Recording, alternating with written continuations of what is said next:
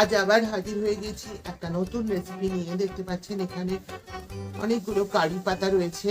কারি পাতাগুলো ডাঁটি থেকে ছাড়িয়ে এইভাবে পাতাগুলো করে নিয়েছি। কিছু কিছু ডাঁটি এখনো রয়েছে, আমি আস্তে আস্তে ছাড়িয়ে নিচ্ছি। আজকে করব কারি পাতা বাটা। চলুন, কড়াই বসিয়ে দিয়ে গ্যাস অন করে দিয়েছি।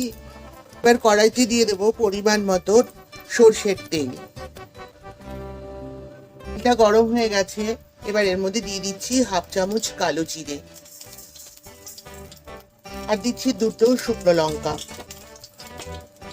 এবার এর মধ্যে দিয়ে দেবো এক এক করে রসুনের কোয়া। এখানে 15 কোয়ার মতো রসুন আছে। দিয়ে দিচ্ছি 5টা কাঁচা লঙ্কা। লঙ্কাটা আপনারা আপনাদের স্বাদ অনুযায়ী ব্যবহার করবেন।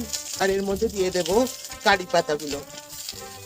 এগুলো একটু নাড়াচাড়া করে নেব তেলের মধ্যে। স্বাদ অনুযায়ী লবণ দিয়ে দিচ্ছি, আর সামান্য চিনি স্বাদটা ব্যালেন্সের জন্য। এবার এটা একটু নাড়াচাড়া করে গ্যাসটা আমি অফ করে দিচ্ছি, ঠান্ডা হতে দেব। ঠান্ডা হয়ে গেছে। এবার এটা একটা মিক্সিং বোলের মধ্যে আমি তুলে নেব। সবটা বোলের মধ্যে নিয়ে নেওয়া হয়ে গেছে এবং এটা ঠান্ডাও হয়ে গেছে। এবার এটার একটা পেস্ট রেডি করে নেব। আমার কারি পাতা বাটাটা রেডি হয়ে গেছে, দেখতে পাচ্ছেন। এবার আমি কড়াইতে একটু তেল দিয়ে নেব।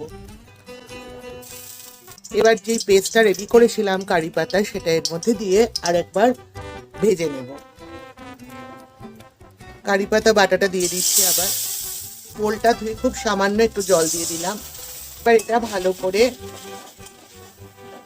নেড়ে জলটা টানিয়ে একদম শুকনো করে গরম গরম ভাতের সাথে খেতে দারুণ লাগবে। বন্ধুরা দেখুন, একদম টেনে গেছে জলটা, একদম শুকনো শুকনো হয়ে গেছে।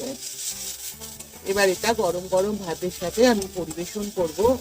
গরম গরম ভাতের সাথে খেতে অসাধারণ লাগে। আপনারা একবার হলে এভাবে ট্রাই করবেন।